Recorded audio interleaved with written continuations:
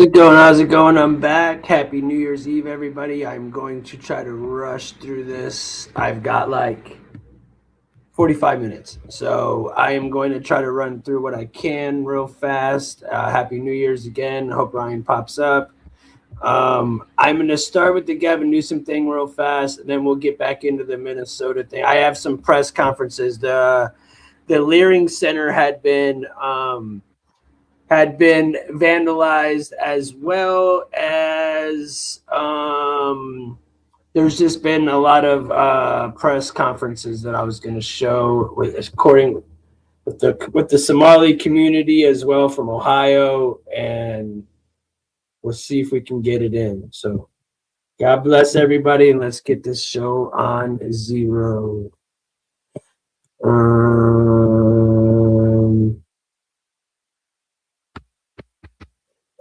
This is Gavin Newsom talking about the Palisades fire. Since the devastating Southern California wildfires, and the Los Angeles Times is out with an alarming news story. The author of the LA Fire Department's After Action Report, a top-ranking battalion fire chief, refused to sign off on the final version because of edits that were made to that document, edits that he could not agree to. Our next guest says it's not about the blame game, but about what steps can be taken to prevent the next catastrophe. Gene Cameron lost his home in the Palisades fire, and Gene joins us now live. Gene, thank you for being here. Appreciate your time. Thank you, Jackie, and thank you for covering this story. It's critical that we get this message out because our individual firefighters have been terrific. We love them, but it looks like the management of the department is a total chaos, and a total cover-up is developing. We've had 3 appointed fire chiefs in just this year alone. Andy Alfonso Daniel, what's up, guys? Cover for her failures. And cover for Newsom's failures. We need to get the truth out and have the truth describe the issues that were overlooked and sometimes intentionally led to the conflagration of the fire. Yeah, this LA Times report is pretty disturbing. I want to read our audience just a piece of it. The headline is the author of the LAFD Palisades Fire Report declined to endorse the final version, calling it highly unprofessional. Here's a quote. The most significant changes involved the LAFD's failure to order firefighters to stay on duty for an additional shift and to fully pre-deploy engines in high-risk areas before the January 7th fire, as the wind warnings became increasingly dire. It is unclear exactly who directed the revisions to this report. Now, when you read something like this, as a person who has lived in this community for 50 years before losing your home, yes. Does it make it difficult to have any confidence that this could not happen again? The story is unfolding, and yes, we have a great lack of confidence in the fire department's management, not the individual firefighters, but the management. The management withdrew firefighters from the hotspot where the fire began. They didn't deploy fire engines, but the problem is larger. The trail always goes to the LADWP, Department of Water and Power. No water was available after 4 o'clock. It goes to Mayor Bass, who has been cutting the fire department budget year after year, and who happened to be off at a cocktail party in Ghana at the time of the fire. And it even extends to Governor Newsome, who has tried to say this was a result of climate change, which is ludicrous because it's not climate change. It's personal human failure. What is the reason for the redactions? Mayor Bass's office has said that she did not demand them. That is her claim. But who else could have ordered that? And who else would have had oversight of this report? What would be the reasons why they would try to burnish their reputation, as the LA Times put it, other than maybe avoiding legal liability? Well, there's legal issues, but it's just a cover-up because of their lack of responsibility. And I think it goes to the higher level of the LAFD, all the way up to the fire chief. He is ultimately responsible. Is it acceptable? Is it acceptable to you for the LA Fire Department to be investigating itself, I guess, is the bottom line? Can they be trusted to do this? Wow. From the beginning, I have demanded another case of them investigating themselves. Dude, what is wrong with America? Have an open forum investigation with citizens, residents of the Palisades, taking testimony from fire department people, fire department management, the office of the Mayor Bass, and even Governor Newsome, to get at the issues. There were 100 fire engines under repair, not being worked on because there wasn't a budget to repair them. They would have made a huge difference in the fire situation. So we have a string of problems here that really trace to the management of the administrators and our politicians who have failed us. There's going to be a rally on the 7th in the Palisades. And I would encourage people to take a look at the YouTube video. It's called the Palisades Fire They Gave Up. It's an incredible video that describes what really went on. We're out of time, Gene. I really appreciate it. Okay, shut up, dude. I'm done. You're not on my agenda anymore. That was literally what she was trying to tell him. All right, let's do this real fast. Let me find the talk about. Dude, there was, before I get into the other stuff, there was if I could find it. Did I lose the story? Son of a gun.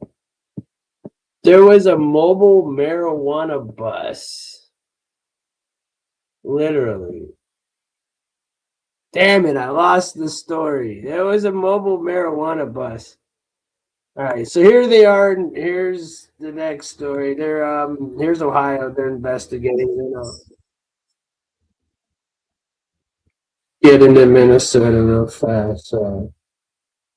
Damn, I wanted to show there was a mobile in Florida. There was a guy rolling around calling it the cannabis and was selling his stuff out of the back of a bus. It was hilarious, dude. It was super funny. I wanted to show that. No matter. A Republican state lawmaker is calling for more surprise inspections at publicly funded child care facilities in the Columbus area. Good evening and thank you for joining us for NBC 411. I'm Carrie. Charles Colleen is on tonight. That request comes amid national attention on allegations of fraud at Minnesota daycares run by Somali residents. NBC4 Samantha Bender has more. Today, State Representative Josh Williams sent a letter to the Ohio Department of Children and Youth, raising concerns about possible fraud in Ohio's child care system, though he does not name any specific daycare or community in Central Ohio. The letter, co-signed by 42 other Ohio House members, cites what they call public reports alleging some child care centers may be billing the state for children who don't actually attend. Williams wrote in part, quote, "These allegations raise serious concerns regarding program integrity, the responsible use of taxpayer dollars." Meantime, the FBI's Cincinnati office told me it was unable to confirm.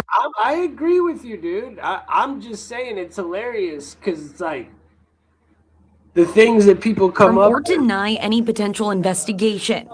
Williams is asking the state to conduct surprise inspections, audit attendance and billing records, suspend payments where probable fraud is found, and refer substantiated cases to prosecutors. The governor's office tells us unannounced inspections are already standard practice. The Department of Children and Youth says they're working on a statement. Alleged daycare fraud has become a major topic of discussion on social media, fueled by ongoing investigations in Minnesota. Much of that attention followed a video on X by a social media influencer who claims up to $100 million in fraud tied to publicly funded daycares in Minneapolis, many run by Somalis.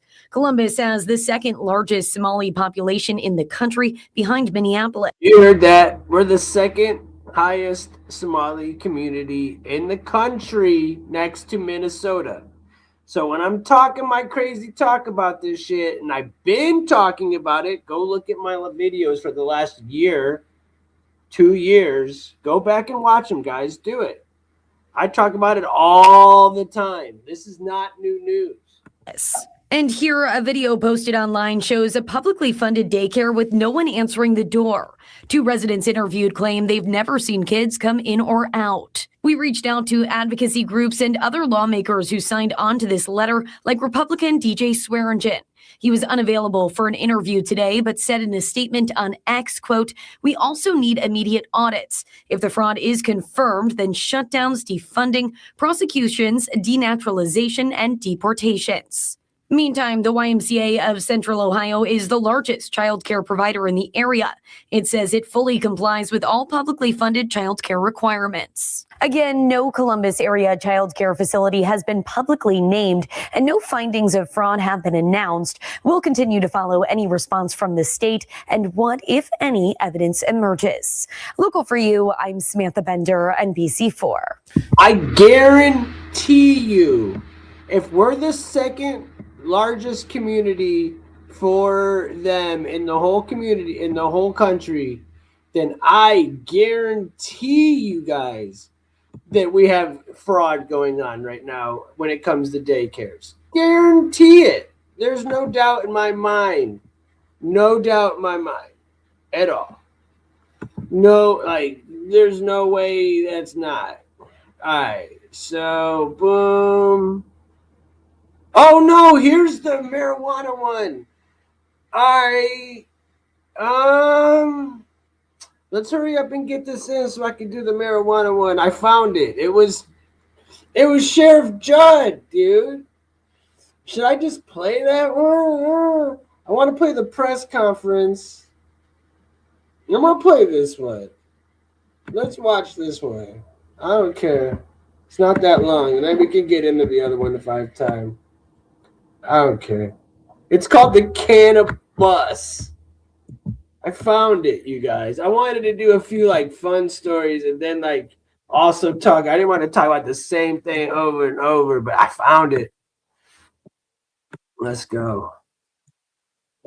I knew I saw it. I said that shit looks familiar, looks interesting. Hello, everyone. Thank you for being with us on this Friday. Obviously, what we're going to talk about today is not nearly as sinister as yesterday. This is just plain stupid, okay?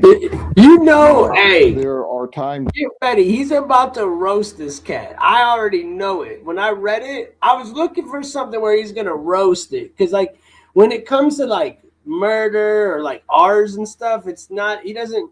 But when it's like stealing and stuff, he roasts the shit out of in him. Life that you go, what are you talking about?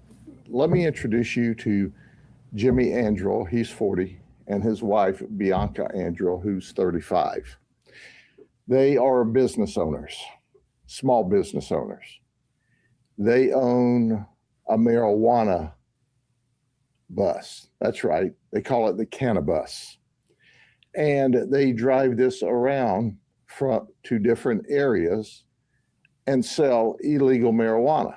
Make no mistake, they have legal hemp in this bus as well, but they sell illegal marijuana. I'm so proud of our community. We had a concerned citizen come to us and go, hey, these folks aren't selling legal marijuana alone or hemp alone, but they're selling illegal marijuana. Well, let me take you back a few years. At that point in time, there was this big push on the industry of cannabis spent millions and millions of dollars convincing the people of the state of Florida this was medical marijuana only for the very sickest. So the people of the state of Florida passed medical marijuana, believing it was only for the very sickest. I said at that time, I work for the people.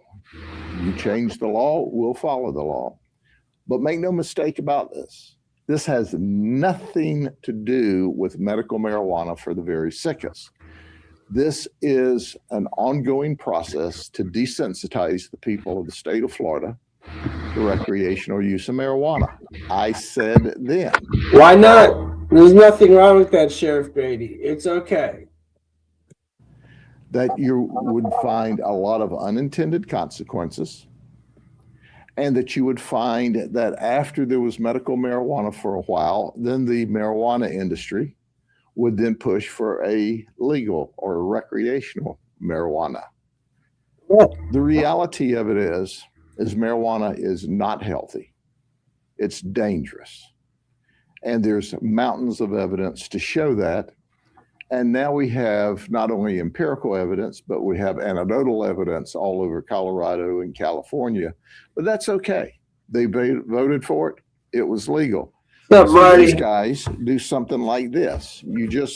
And they think or tried to convince us this was all right. Here's their social advertising. We will come to you. No medical marijuana card necessary. In fact, they advertise online that we're the first recreational dispensary of cannabis. And that's not legal. It's clearly illegal, but it didn't bother them at all. This is some of those unintended consequences that I warned the people about several years ago. So interestingly enough, they even have their legendary. You live in Florida, maybe you could try calling that number. Maybe you could get hooked up. Buds 420, and April 20th is a cannabis smoke celebration day. So they advertise this. And I asked my deputies and detectives, did you see one sick person, one senior citizen with ailments that came up to the marijuana bus, to the cannabis? And they said, nope, no sick people at all. So then I said, well, tell me about these owners. This guy has got 102 previous criminal charges, and he's been to prison 4 times. He's had 51 felonies, 51 misdemeanors. Burglaries, fraud, VOP, resisting, theft. Now, I want you to think about this. Does this guy resemble where you would go get medicine, medical marijuana medicine for your grandma? I don't think you'd show up at his cannabis. Yeah, I would. Or his wife, Bianca, she only has 2 previous felonies and 5 previous misdemeanor charges.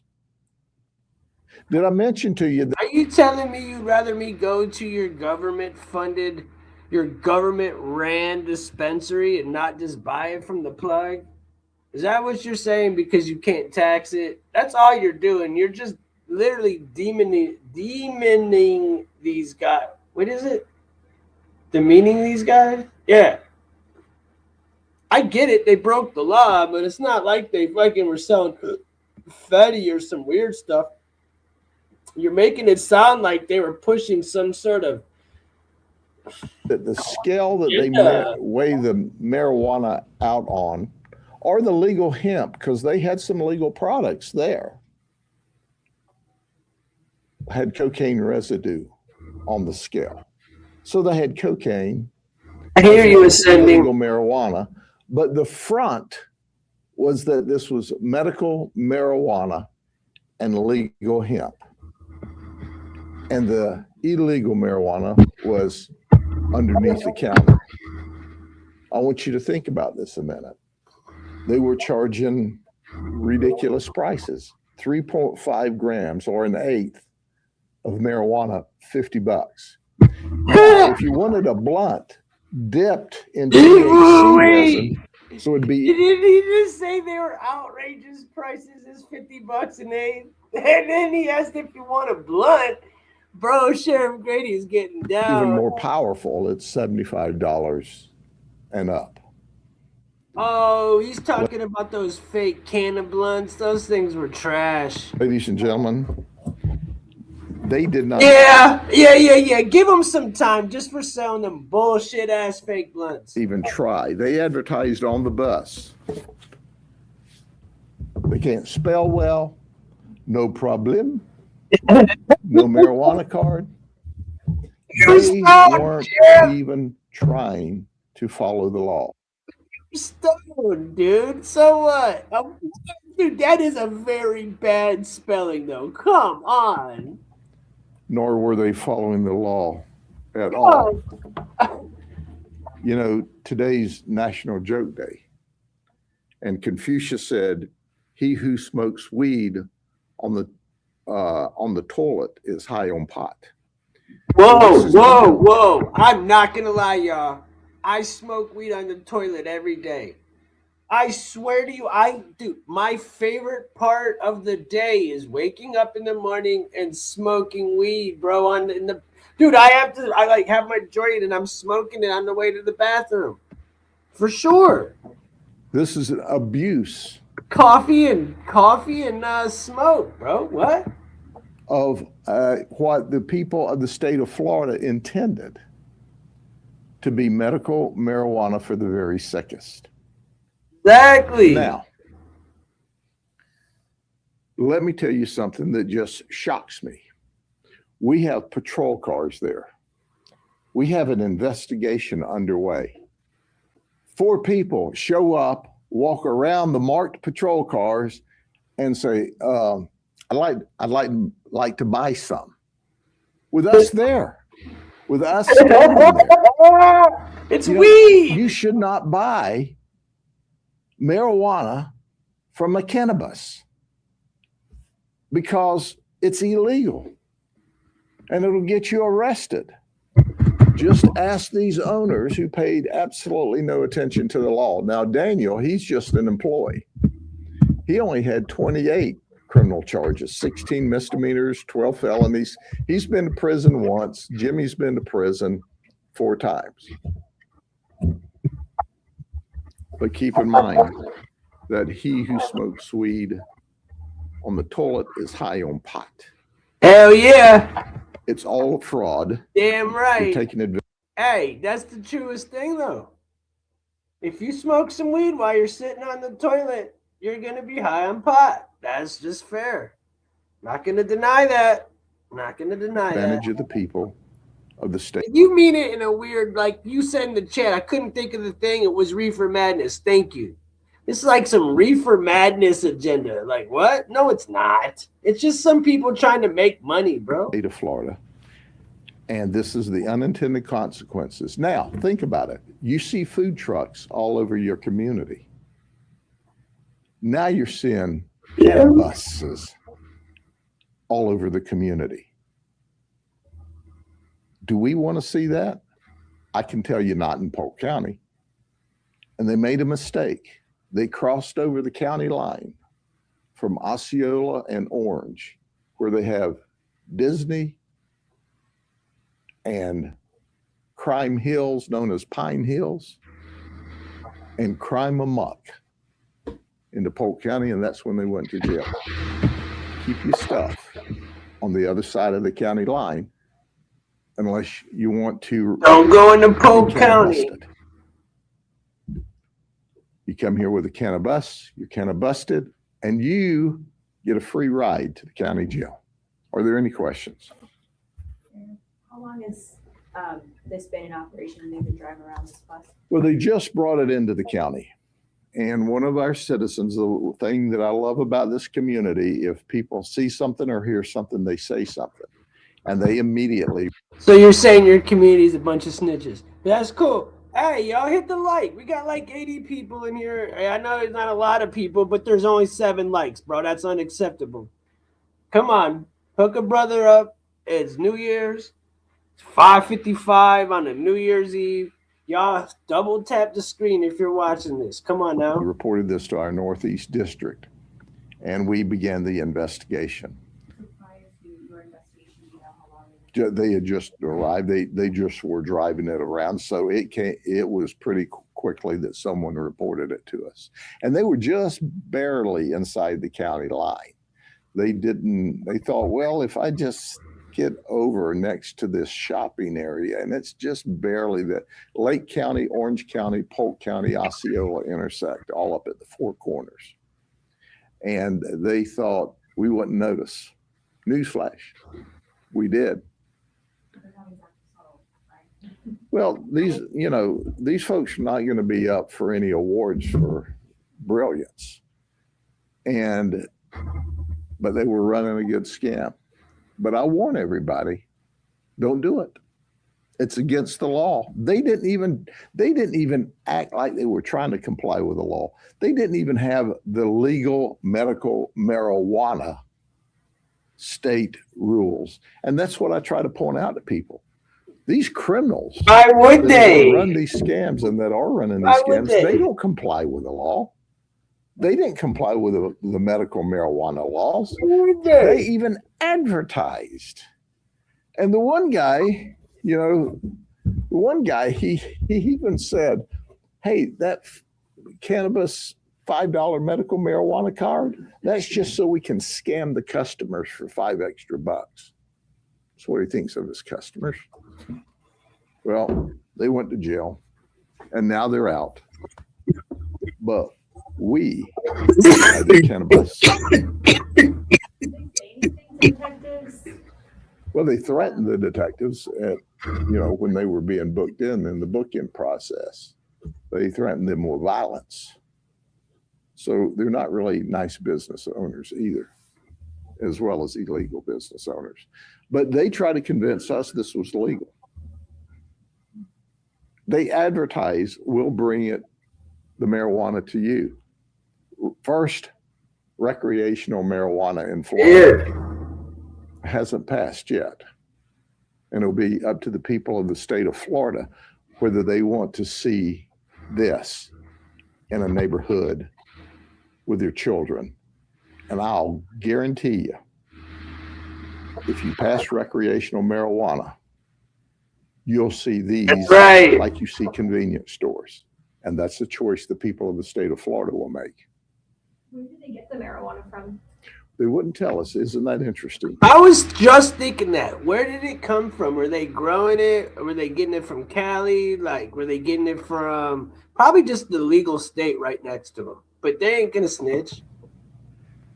But they had it under the counter, so you could buy the legal hemp. Now the hemp is legal, but it's not legal for them to sell it under the marijuana rules. So anything that you could buy at a convenience store, they could legally sell. But that was their ruse. That was the ruse. That's not what they were there for. They were there to sell marijuana illegally. Yes, sir. 407 area code. So I guess they're driving around Orlando and they hadn't busted in Orlando? Well, I don't know why Orlando or Orange County or Osceola County had not come up on them yet. Supposedly there's another. Please, no. And I really hope they bring it to Polk County because I'd like to No, have all two caps. cannabuses. Please. And I will, just as soon as they drive it here and try to sell marijuana out of it. If one's good, two's better. Okay? Y'all have a great weekend.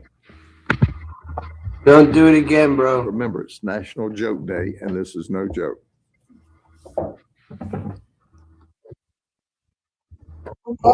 Please don't please don't do all caps, bro. I don't want to erase your shit. Please don't do all caps.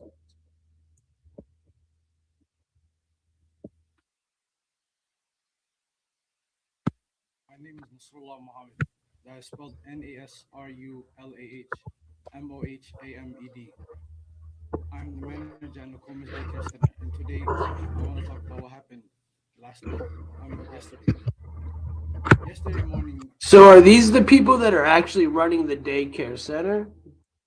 I was called by the owner because unfortunately someone came in to our daycare. Yeah.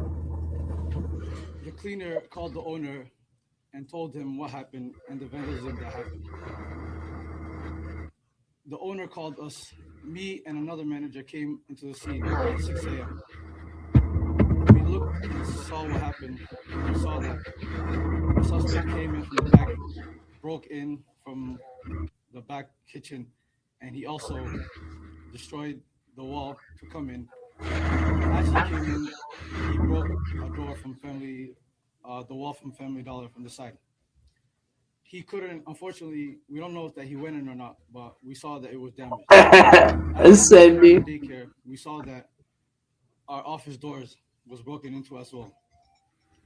we saw that, unfortunately, we saw that there was important documentation, enrollment of the children, and also employee documentation that was gone. There were also This robotic puppy is so lifelike, it actually fooled my neighbour It who's a scares me. veterinarian. I I've hate been a the grandmother thought for of a 15 robotic years, and puppy. At least it won't pass on that you. were ripped from our check papers that were ripped It's from the our batteries run out or something. This is devastating news, and we don't know why this is targeting our Somali community. It kind of looks like Puff Daddy a little bit. One video made by a specific individual made this all happen. We've been receiving hateful messages through our voice notes threatening us for the past couple of days, including one that happened yesterday morning when the break-in, after the break-in. This is frightening and exhausting because this is happening to us Somali communities as Somali Americans. We are supposed to stand with each other and help each other through everything that's happening. This is also sad that a video can cause all of this. I want to say that there are hundreds of daycares out there, Somali daycares that are out there, and we all help our children and everyone in our community. We have high quality daycares. I don't know, Marty, what you're trying to say, bro. One individual who made a false claim about fraud that is happening in the daycares engaged everyone else to come and do this to us. We are not a part of any harmful things that are being said. We have no problem with CCAP, and our licensing has been good, even the inspections. I want to say no intimidation is going to stop us from what is happening and guiding our community. Thank you very much.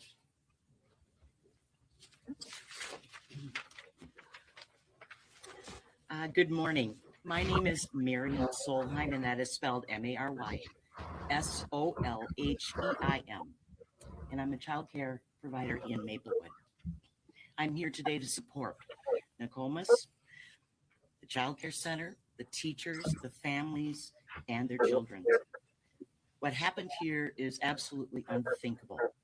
And it is the direct result of the inflammatory rhetoric coming from the constant barrage of harassment from not only the current federal administration, but half of our Minnesota legislators as well. But now Okay, Karen, first off, you're bitching about being harassed, but you're committing crimes. And second, your legislators and your politicians are in on it. So what are you talking about? She clearly looks like a bull, if you guys know what I mean. YouTube personality can cause this much fear. Yes, bitch. A YouTube personality can cause fear, which means uncover and bust you stupid people. Fear needs to stop. Our children, our families, and teachers and providers work hard enough without feeling scared to come to work every single day. I don't know who you are, but I'm going to put you in timeout There's for reason fucking to be stupid. scared. I don't We even know heard what last that night means, that the federal government that is complicit in this rhetoric is freezing our child care funding for the entire state of Minnesota under the guise of rooting out fraud. This has to stop. It is dangerous and people are getting hurt. Our child care assistance program that relies on federal funding serves over 20,000 kids in over 4,000 programs. Has anyone considered what happens when 20,000 kids can't get access to child care? That's 20,000 kids whose parents can't go to work. That's 4,000 child care programs whose teachers aren't getting paid. That's entire communities that will soon be shut down. I know the Minnesota child care system inside and out. I know how incredibly difficult it is to commit fraud in the child care assistance program. I also know that our child care providers who are of Somali descent are being racially targeted because I have witnessed it firsthand. We want the state to catch child care centers committing fraud. We want them to be held accountable. How? Wait. How are they attacking them? But they're the ones doing it. It's not like he's just going after the community because it's the community. They're the one ripping off Minnesota for billions of dollars. It hurts all of us. It hurts children especially, and it hurts child care centers that are working tirelessly to provide high-quality child care. But fraud does occur across race, across income, and across geography. When a few child care centers that serve white children commit fraud, do we decide that every child care center that serves white children is committing fraud? No. The Somali child care community does. Hey, look, if there is a white or any daycare centers that were committing fraud like that, they would get exposed. Yes, they would, lady. Yes, because the government wants their money. Deserves that same respect. This federal administration is actively targeting our Somali neighbors and friends who are the backbone of their. And one more thing. The only person that targeted your community was a YouTuber, bitch. What do you want, the president to just sit back and do nothing? Get out of here. Communities and an integral part of our larger communities. They are our teachers, doctors, business owners, and child care providers. Their child care centers are the hubs of their communities. Families rely on them for care and white liberals are the worst, y'all. Beyond when their families need help. And they are being treated as pawns in a political game, a very dangerous game, and it needs to stop. And I have a message for my sisters and brothers in childcare. Thank you for your service. And thank you for being here to love our kids. I bet you love over 2,000 lessons, over 100 videos for free. When she said thank you for loving our kids, what do you think she meant by that? I'm learning something every day, okay? That bitch looks like look at that. That's scary. This is not racism. This is crime.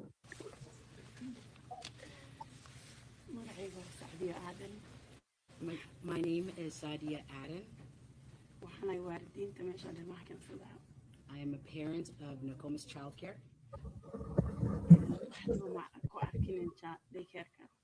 Oh my gosh, look at her wear a mask and cover her face. Bro, what are you, scared to show your face? Why, you legal? So you're scared to show your face? This is disgusting. I've not seen any problem before this time in the child care center. I am a working parent. You know, and I bring my I'm sorry, but they're bitching about ICE not showing their face, but as they're covering theirs. Isn't that ironic? Kids here while I'm at work. And now I cannot bring my kids anymore because they are too scared.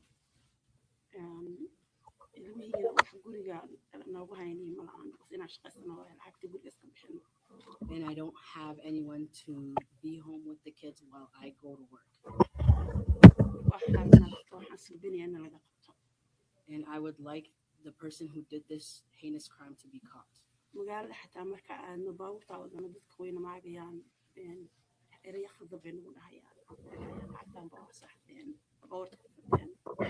Recently, as we are driving down the streets in our city, we are being targeted and being called out names and being accused of crimes that we have not committed.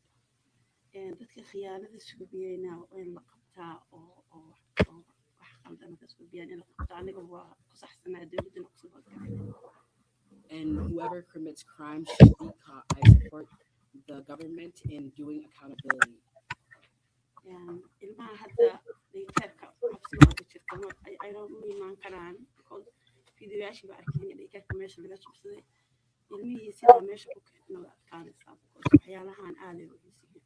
Bringing our kids will be very tough with more and more of this hate crimes happening in our city.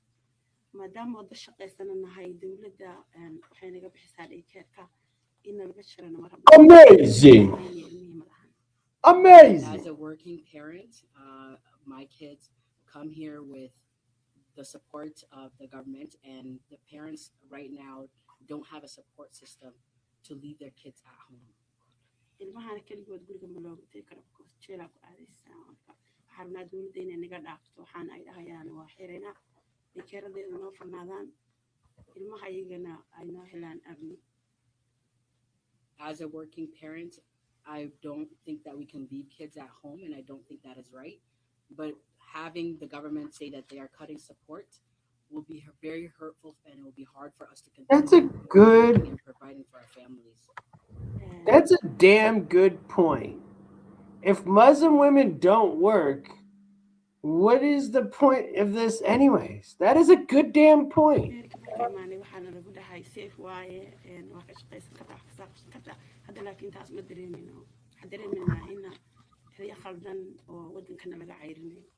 Being a Somali American, I was always told that it is safe here and you are welcomed here, and this is no longer the story that I feel and my kids feel. Does that mean they're gonna leave? And I request that our government supports our child care centers and stop. Does that mean they're gonna leave? Because usually when I feel unwanted, I just leave. This heinous crime and this hate that's happening around our state. Thank you. Bye. Hi, my name is Amina Aden, Aminaaadan. I am reading this speech on behalf of a Somali child care provider who's receiving threats every day. Like nearly every Somali child care provider in the state, it is too dangerous for them to speak personally. So thank you for understanding. I want to express my outrage, sadness, and frustration and what is happening to our community. I am heartbroken at what happened at Nokomis, and I am angry.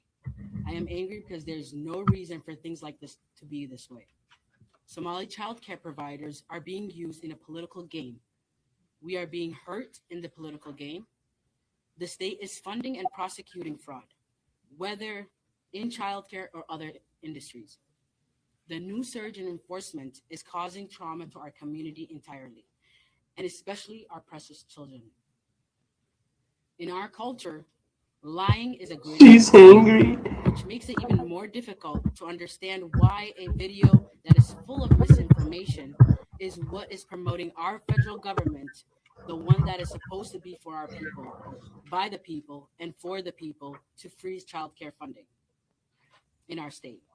This will impact thousands of people. People will lose their jobs and hold their homes. Those who are committing fraud need to be held accountable. We can do that without terrorizing a whole community. Can we though?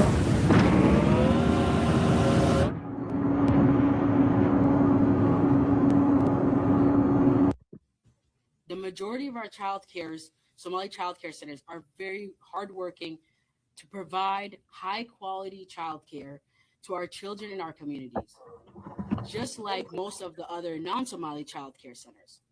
We love those children like they are our own. We care for those children like they are our own.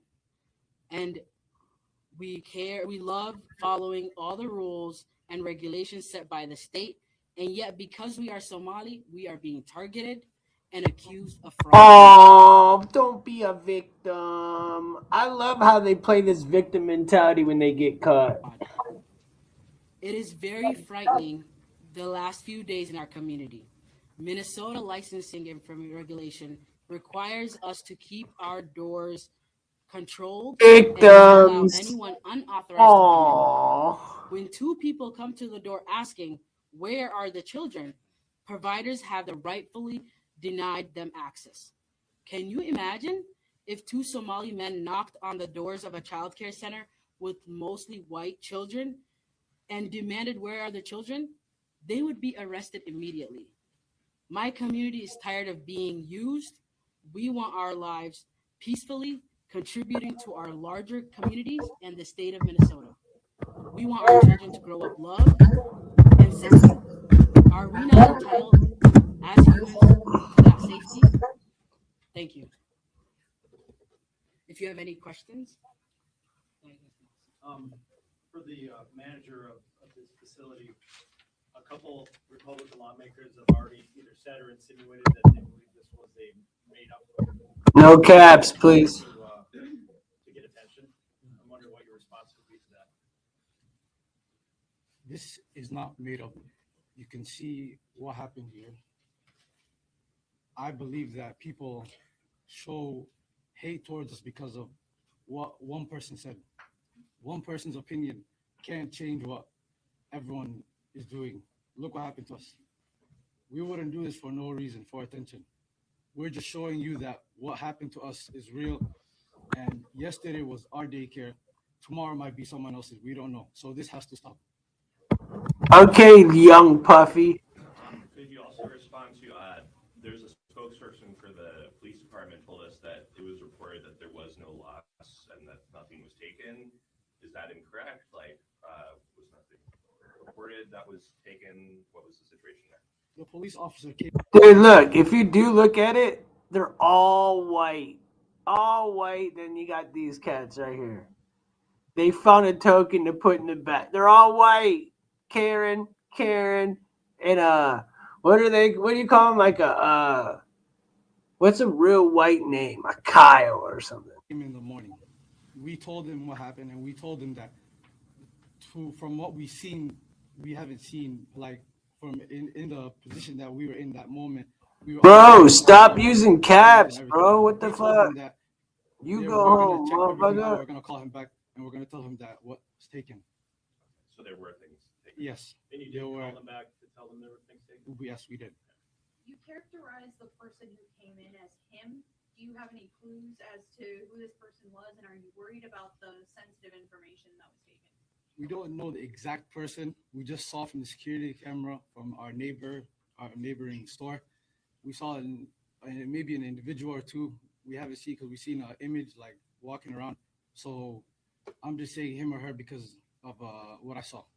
And I'm not saying that it's. Are you worried about the child care information that you're saying was taken, the information of parents and children? Of course. Their home addresses. Who wouldn't be worried? So we are getting to the bottom of it. At what time can you clarify that this happened? I know just a lot of it's like Sunday night, Monday morning, like the break-in. Yeah. This happened around yesterday, midnight. After from 3 a.m. until 6, somewhere in between. For the mom who's here, I wonder if you can talk about what it was like for you to hear that your family's information might have been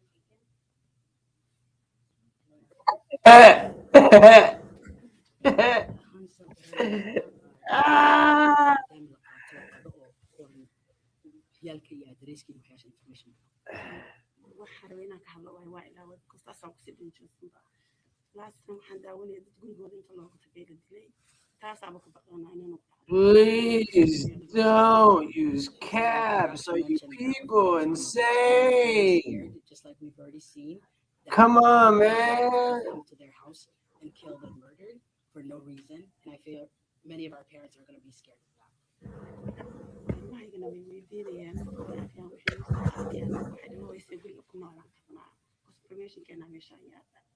My kids see what's on the news and they are reading and they are asking me, what can we do now that they know our information and our home addresses?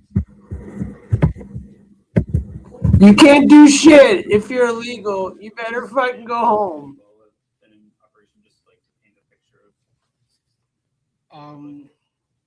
We've been running the daycare since 2016, and about the information of the daycare, I don't want to disclose that to the media and everything. I just want to keep it to our personal agenda and everything.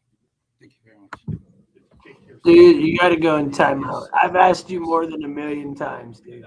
Look out here. Is this like a mixture of parents, of our community, and then just other community members? Yes, our community. Yes, we're all standing with each other.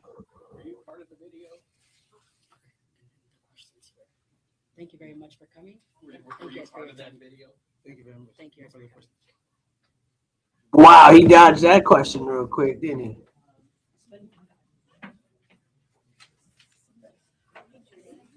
So did Mike DeWine. Okay, so here now is... I really like these Fitville men's rebound core wide. I thought it was gonna be another. I thought that was another hit. I'm like, no. All right, so here's press conference talking about when Trump just closed all their assets. This is going to be them crying about my last one I could show for today. I'm Amanda Schillinger, and I'm a child care center director. No. My name is spelled AMANDASCHILLINGER.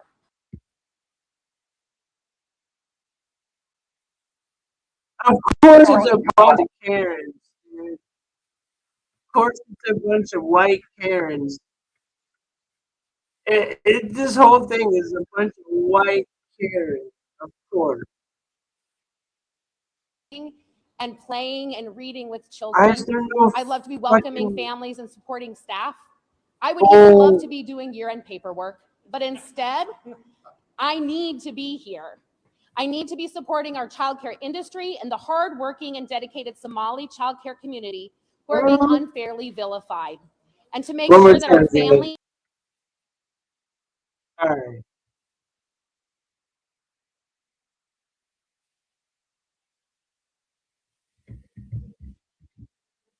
got here. Our president.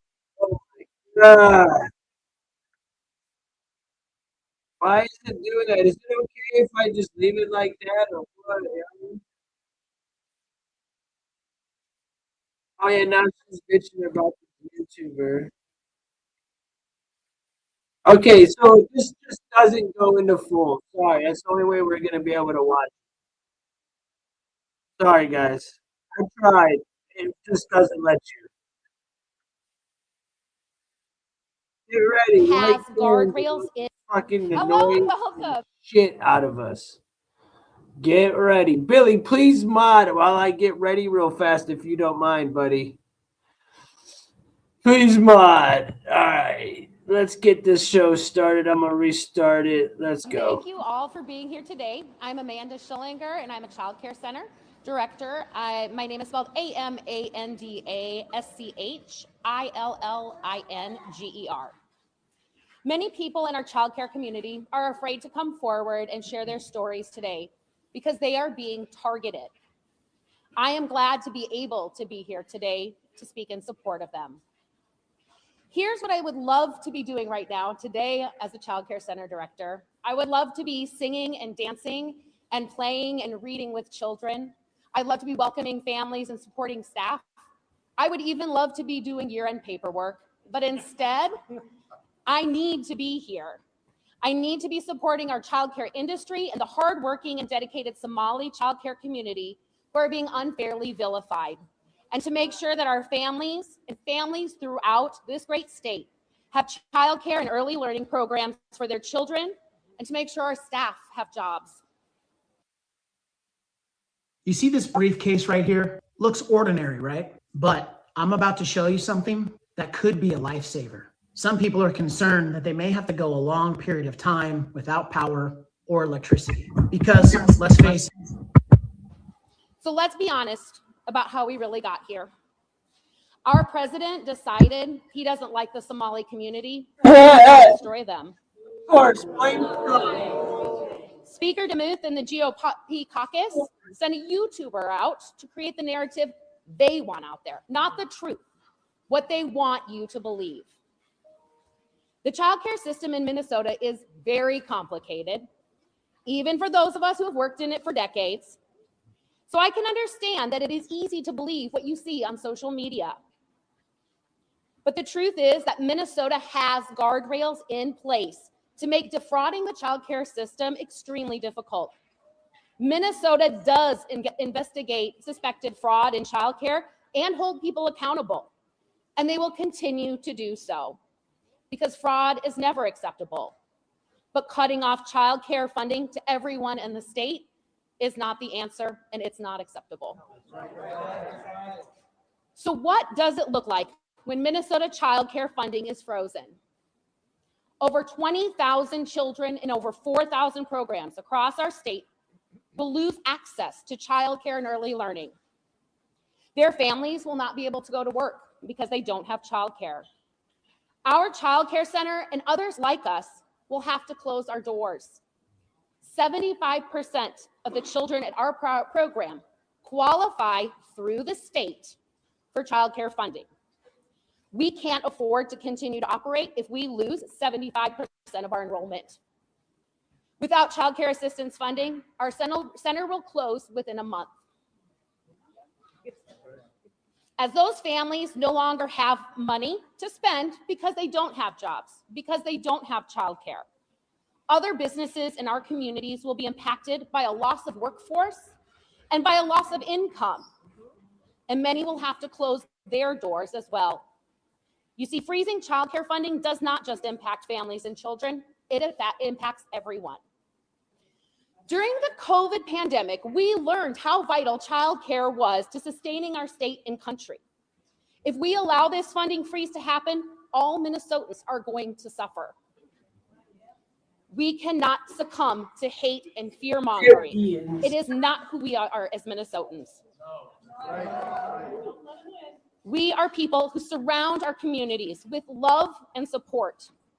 So instead of tearing down our Somali community and our childcare centers, let's lift them up. Let's make sure that our children have safe places to learn and grow.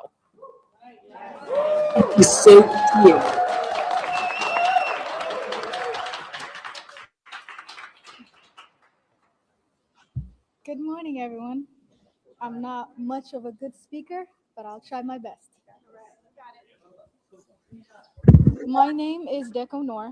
I'm a parent who receives federal funding for childcare for my kiddo. Over 20,000 kids will lose access to childcare programs. And that, thousands of children rely on childcare, and thousands of parents rely on childcare. Therefore, if childcare will, oh my God. Uncrustables. I'm currently a medical student. I rely on She's leering very well. She learned how to read pretty well. childcare.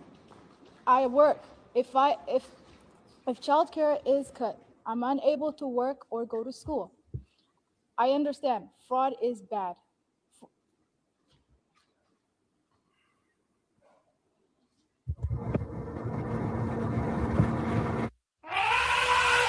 Looking for a new business? Buy and operate your own hologram. You're a bad liar. Look, they muted her. They muted her, bro. All the Karens are like, okay, no, look at this Karen right here. Look at her. She's definitely the type to tell. Oh my gosh. Whoever watched those streams with me the other day with that one Karen just screaming with the people blowing the whistle over and over and over. Bruh. Yeah. Good afternoon. Thank you all for being here. My name is Carly Gatiza-Wattoon. I am state representative. I am the DFL co-chair of the Children and Families Committee in the Minnesota House of Representatives. Our job as lawmakers is to show up every day to make Minnesotans' lives better.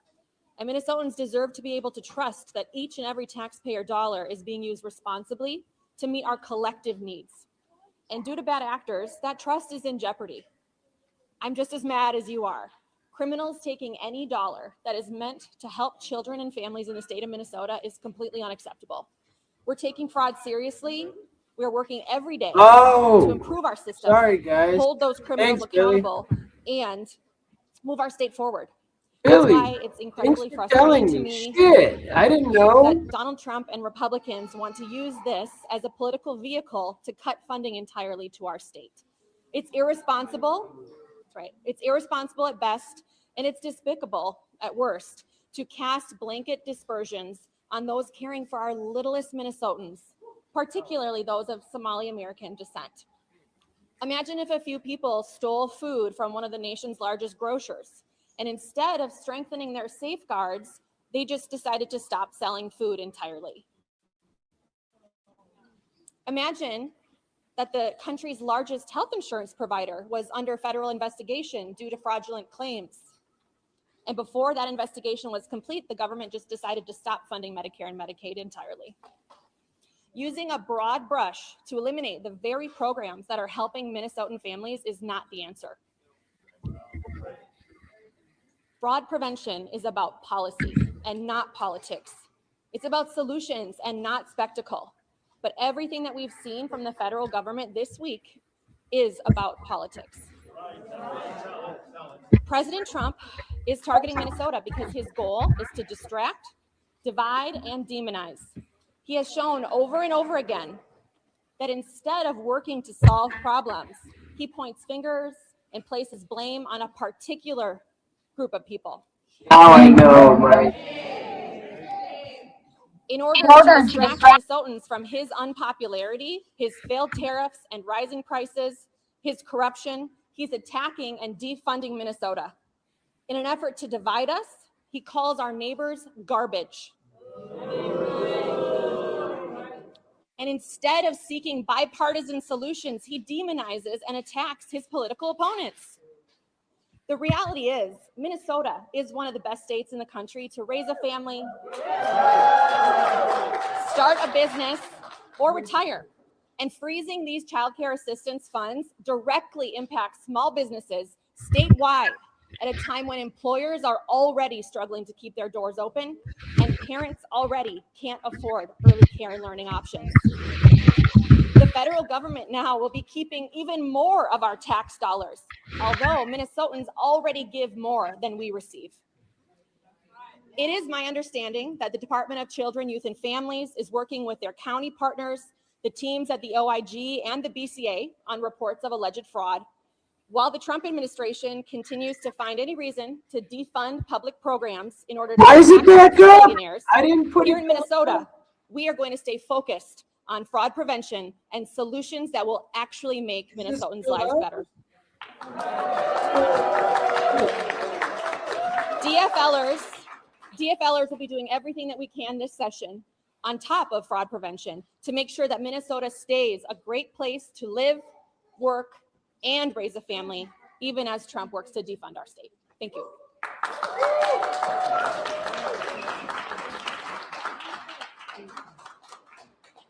Hi, my name is Karen Moratz, C-A-R-I-N-M-R-O-T-Z. Karen! I work in the Minnesota Attorney. Bro, the one I pointed out, her name is literally Karen. You can't make that up. You can't make it up. General's office, and I'm here to share a statement from Minnesota Attorney General Keith Ellison. The Trump administration is threatening funding for the essential child care services that countless families across Minnesota rely on, apparently all on the basis of one video on social media. To say I am outraged is an understatement. Let me be clear, fraud is unacceptable and individuals responsible for it should be prosecuted. I've been holding fraudsters and scammers accountable for years and will continue to do so. Since I was first elected Attorney General, my office has prosecuted over 300 cases of Medicaid fraud and won over $80 million in judgments and restitution. And that's not counting our success in going after private sector scammers who rip off Minnesota consumers. Last year, I led a bipartisan push at the Minnesota legislature to expand the resources and tools available to my Medicaid fraud team, and I plan to do that again this year. What I will not do, if it is all within my power, is let the Trump administration devastate funding for services that Minnesota families depend on to afford their lives. We've seen this move before. In mid-December, the Trump administration gave 4 counties in Minnesota 1 month to conduct in-person interviews with almost 100,000 households that receive SNAP benefits to re-verify their eligibility. Are you researching dental implants? There's a lot of dental offices that'll talk about doing their teeth in the day process. A lot of times what they mean is they'll do the surgery and give you some sort of teeth the next day. Ew. This demand was both impossible to complete and unnecessary, as SNAP recipients are already re-verified roughly once a year.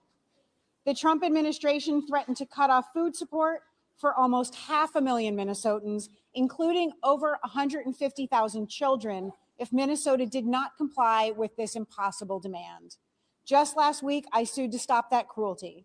And not for the first time, I filed this latest lawsuit just 6 weeks after I sued the Trump administration to stop the Trump administration from taking food off the tables of low-income Minnesotans during his government shutdown, and we won.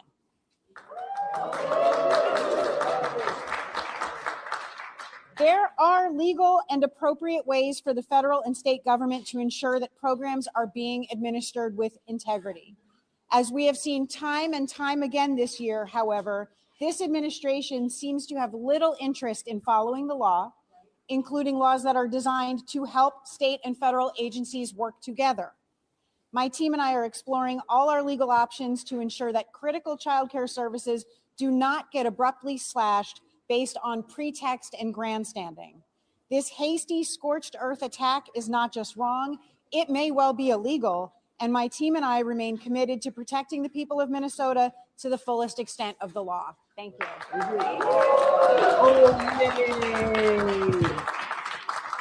Yay! Hi, I'm Maria Snyder, and I'm a little nervous to be here today with you all. I'm a director of a child care center here in St. Paul, and I'm really proud of the work that we do at my center and across this state to provide Are you care proud? for children and families. Are you really proud? Becca just let me know that she had to skip school today and she just got emotional being here. And I feel like we all are feeling that same way. Like it's just the emotions are right there. It's not lost on me that there are providers who would want to be here but are afraid to be here. We all know, like Melissa Hortman served here at this Capitol. Senator Hoffman continues to serve. And I'm here to speak because God didn't give me a spirit of fear. And I'm here to speak up on behalf of children and families and providers. And no one invites children to come speak at these things. So here I am, you get me. My center was opened by my mom in 1998. She was a family advocate. And she saw that there was a really huge need for affordable childcare that was full-time in our city. So she opened our center, and like I said, we've been really proud to accept childcare assistance from the beginning because we believe that every child deserves access to high-quality early learning. Many of the families at my center are one paycheck away from becoming homeless. I'm not exaggerating. If childcare assistance is turned off, children can't come to care. That means their parents can't go to work. If they don't go to work, they don't get paid. They risk losing their jobs. If that happens, they cannot make their rent check that month. Many families in Minnesota are living paycheck to paycheck as it is. Early leering. It's not right. And I'm emotional too, so I apologize. I'm doing my best. You're emotional, so you're laughing. These people are all reading a script. This is a joke. I'm going to have to re-show this again and find a different version of it where it's like in full. Because I want to be able to analyze and really watch this. I got to go. I'm getting ready. I'm just listening. I really want to read these signs and analyze what they're really saying. In many cases, childcare assistance is a crucial piece of survival. I'm generally scared for what can happen next if funding is stopped. And I can't help but think that this is part of a larger designed plan and strategy to cut public funding. And I do see some signs over here that say stop fraud, and I agree, stop it. There are wait lists for these programs that are years long. There is fraud, the fraud that is occurring is not at the hands of families. We need to be Is definitely a product of the Leering Center. looking at who's in power, who's making decisions, who's guarding the purse strings of our tax dollars, my tax dollars too, and making sure that children have places to go that are safe for them to learn, parents can go to work, and providers can keep their doors open. That's what I have to say. I went a little off script. Thank you. We would like to open this up for questions. Question for Karen, the AG's office. Karen! Process. What sort of signs of fraud do inspectors look for when they're doing these inspections? Yeah, I would love for the provider who's been part of one of those investigations to speak to her experience. And if you have follow-up questions about that, you can speak with our press team. We have reached out to the state officials and no one's got back. So if you could shed some light on it, that'd be great. So my experience is that childcare providers are part of randomized audits all the time for childcare assistants. I've been in charge of childcare assistants at my program since about 2010. They come, they ask you for your attendance records. It is extremely detailed. Any information that you don't provide to them on that day, you cannot go back and say, oh, wait, I forgot this one, or oh, maybe this one was wrong. Can I correct it? There's no room for that. They're looking at very detailed things. Like, for example, if you have an X instead of an A for absent, that's considered a ding against you. That's something that they'll write you a letter that says this is a citation for suspected fraud for an X instead of an A. So imagine my surprise at this narrative that it's so easy to scam childcare assistants. Is it different than the safety violations, that inspection? Yes, they are different. So the DCYF said earlier this week that they had found, no findings of fraud. Is she speaking to something different than those site visits for safety violations? I can't speak to what that specific person is speaking to, but my understanding is how the systems operate is DCYF houses both child care assistants and licensing, but they operate separately. Does that make sense? So the new requirements that are announced today, what's new compared to what compared to the process? Excuse me? What are you doing? I'm taking photos of books. Why are you taking pictures of books? I have this app that can read anything out loud to me. What do you mean? Here, look. As I sit here with one foot on either side of a ledge. Wait, what? Yeah, it's super cool. Yeah, super cool, bruh. What just happened? No! What just happened? Where'd my video go? Hold on. Did I lose my video? Where did it go? Hold on, guys. No, this isn't it. Did I really lose my video? Hold on, guys. I got it. Hold on.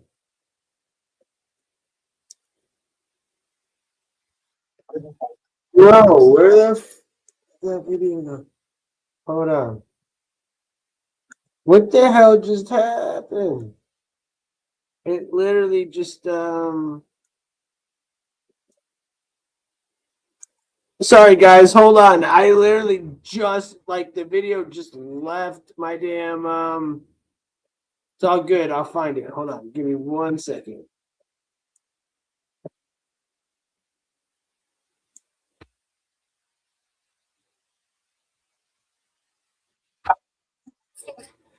I found it. We're back. We're back. We're back. We're back. I'm sorry. We're back. I might have found it. I just had a different name for it.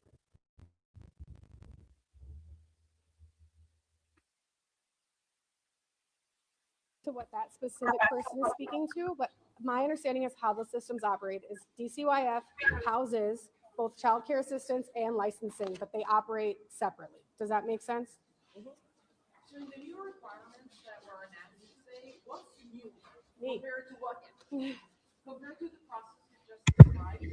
What are you being asked to do now? What is different? What's your understanding of that? I don't have a very good understanding of that. I have seen what you have all seen from the federal government, which was a tweet that said photos and receipts. Like I said, we're family-owned business, so my mom called me and said, well, write to them and tell them that we'll, whatever they want, we'll send. And we will, because we want kids to come to our centers. So I have no problem complying with anything that they want.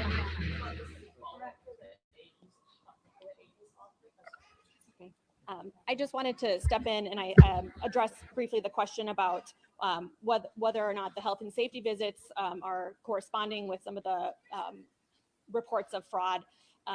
It's my understanding that some of these more recent allegations of fraud are based on the idea that there aren't any children in these centers and that they're falsifying attendance records to gather taxpayer dollars for children who aren't actually attending the program. But when DCYF investigators go and check on health and safety visits, they usually see children at the center, so I think that they are connected, but perhaps not in the way that you're asking. Looking at how many kids each time they're going in, is it? I don't. They, How many kids are enrolled? How many kids are here today? Who's signing them in and out? right. Next. Why aren't you answering it? Sorry, I had to text my ride. Dude, they are ignoring every single question. Sketchy. Right. Yeah. So I am not able to speak to that as it is an ongoing investigation, but we have reached out to the department. We are in touch with them. We're looking for, to hear back on the standard review. Yep. The different times that daycare is open, different hours, specific hours, after school hours. Oh, right. Well, I think, every daycare center gets to set their own hours. We have very few centers in Minnesota that operate outside of typical business hours between maybe 6 a.m. and 6 p.m., depending on their location. In fact, I think it would be really beneficial if we could expand upon that for folks who work third shift and folks up on the Iron Range who work non-traditional. All these Somalians that are iron working rage third shifters. Okay, Karen. Hours as well. So that's something that we're actually considering in committee. Providers, talking but to us like we're stupid. yeah, it just is different at every center, I think. So, Representative, you mentioned that this broad strokes approach is not appropriate in your view from the federal. It ain't over. Here we go. Standing here today, whether it's the daycare centers that were included in that video or in other parts of Minnesota, are you confident based on your work in this chamber that there is not any widespread fraud going on? it's very difficult to prove a negative. I think that we have to be very careful when we base allegations on the amount of funding that goes to childcare providers for providing childcare. We can't just look at the amount of money that they've billed and then say, where are these millions of dollars going? Childcare is very expensive. Minnesota is one of the more expensive states in the nation to afford childcare.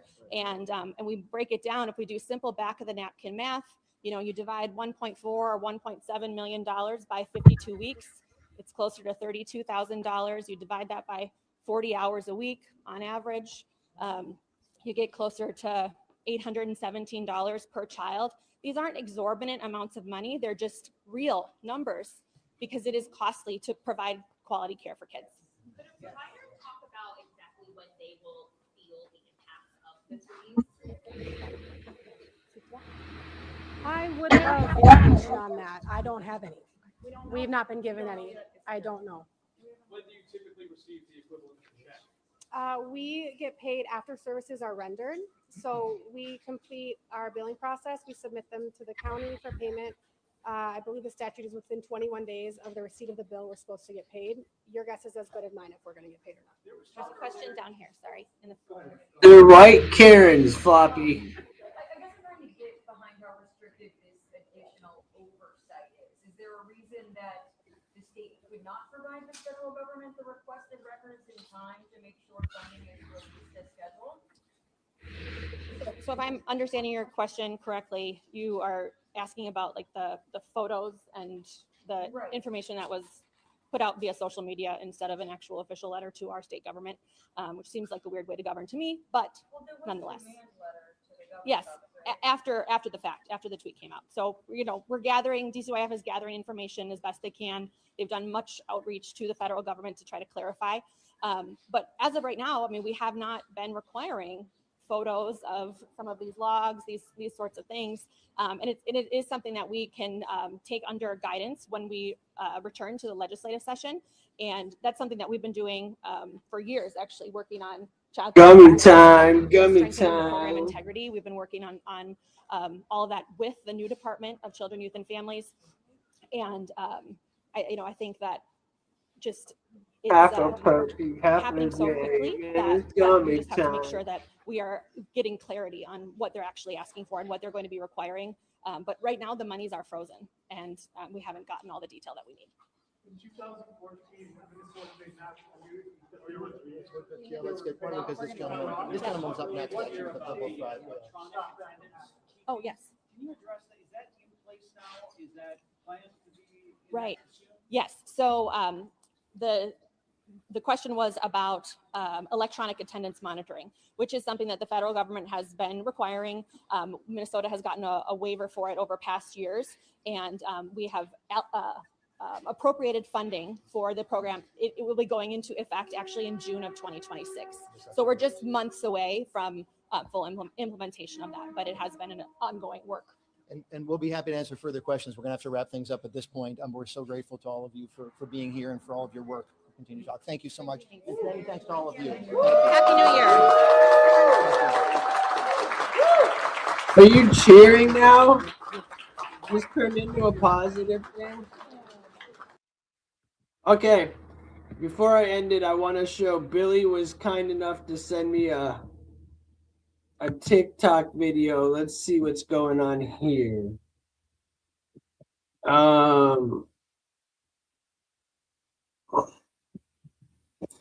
Let's see what it is. It's Somalian bitching, I think.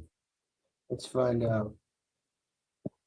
Billy, I know you wouldn't. It's a Somalian refugee. Let's see. That if there was ever a time that you needed my voice, my platform, to protect the innocent Somalians in your community, you better turn this piece of shit in immediately. I have 3 videos to show you. First, take a look at this one.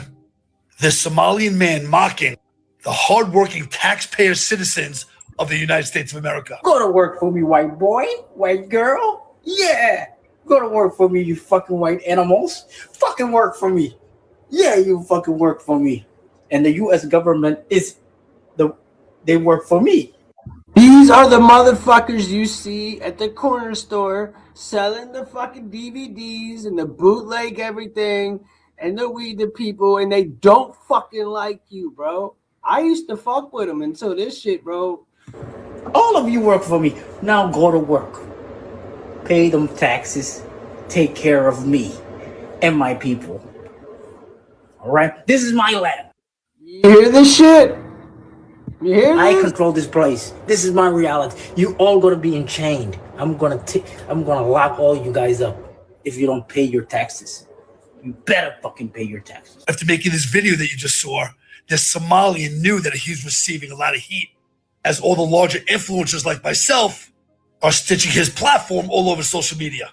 And then he came out with a second video, and you can see he's trying to act like a tough guy, but it's very clear in this video that he's extremely nervous of the negative tension that is being brought his way. Come get the Somalian freeloader. Come get him.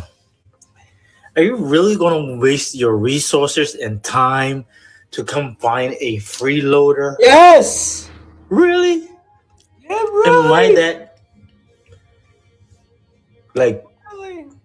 important to you?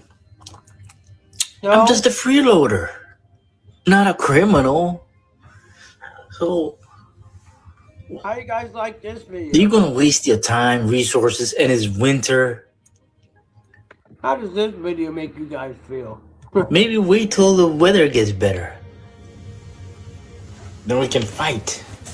We can fight, motherfucker demon. But you see, that's not where it ends. You've been saying it. They're ready to fight. Were they waiting for the weather to get better? Pussies can't fight us in the snow. One of my colleagues saw that this individual was live on TikTok, and she decided to jump on his live to see what it was all about. So now, I want you to take a look at this last video, and then I'm going to come back and tell you exactly what I see. 16 is legal. 16 is legal. And that's a woman too. When she's 16, she's... Oh, yeah. Here we go. All them little butch-looking dyke Karens all stand around going, we stand with these people and the kids. Here you go. That's ready. She can experience what she like. And then by the time she's 25, she's Say that again, bro. not hoeing around. I didn't understand you. What did you say? Hold on. I didn't understand what he said. Hold on. 16, that's ready. She can experience what she like. And then by the time she's 25, she's not hoeing around. She's not a hoe no more. She understood this is all illusion. She got all that sexual. That's what they call grooming, you sick fuck. Sexual lust out of her fucking spirit. She dealt with that. It's a spiritual thing. So now she's not gonna become a hoe. But now you guys, all the way to 18, 19, 20, now, oh, now she can have sex. Then she gonna die a hoe. Cause she gonna keep experiencing different dicks till the day she motherfucker die. Because she had to start young. If you start your hoeing at 16, imagine by the time you're 20, you tired of that hoe and shit. Fuck that. You're gonna hang that shit up. You say, fuck this. I'm gonna see God. I'm tired of that. Fuck, I done hold so many years. You know what I'm saying? Because you've grown already. So now it went from mocking to being self-proclaimed pedophile, suggesting that we should sleep around with 16-year-old children.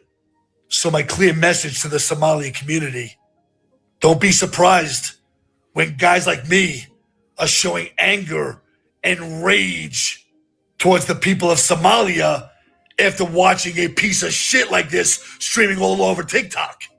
I want his name, and I want to know where he lives. I want the people of the Somali community to turn him over at once. I want you to be vocal, and I want you to be screaming from the top of the mountaintops, saying that you do not condone the messages that this man is putting out. Because I'm going to tell you that I've been doing this a very, very long time. And it's not if, it's when. I've been saying that from day one. He is not lying. It's not if, it's when. This has been an ongoing thing. Yeah, exactly. Dirk and Dirk and Dirk and Dirk and Dirk. I'm going to play this again, and I'm going to play that last thing again where I could really break it down. I was getting ready, running around. I'm really interested in busting that. I have one from Columbus, too. So I'll play the Columbus one, too, probably tomorrow or something, when I'm able to have more time. But I'm getting ready to get up out of here. Let's see who's in the chat talking. Bobby and Link and Billy and Ryan and Mike. Thank you for sending the happy poop for the jewels. Everybody, y'all be good. Just stay being y'all, man. Be patriots and just be good to your family. Love all your people, and hey, God bless y'all. And let's take 2025 and let's put it behind us and move into 2026 and rock this shit out, y'all. Much love. God bless. Stay safe tonight. The police are going to be out. There's going to be drunk drivers if you're leaving. Don't do anything I wouldn't do. Much love to everybody. God bless. Who anybody else got anything to say before I get up out of here? Ryan? Glad I could. Yeah, I'm glad you sent that, bro. I really am glad. But yeah, everybody be safe, man. For real. This is a night that you gotta really be watching your shit, especially with the climate that we're in right now. You definitely gotta watch your back. Don't be lackadaisical, y'all. Take that for whatever you want. Much love. God bless. Peace out. Later 2025. Love you, Marley. I'm out, y'all. Peace.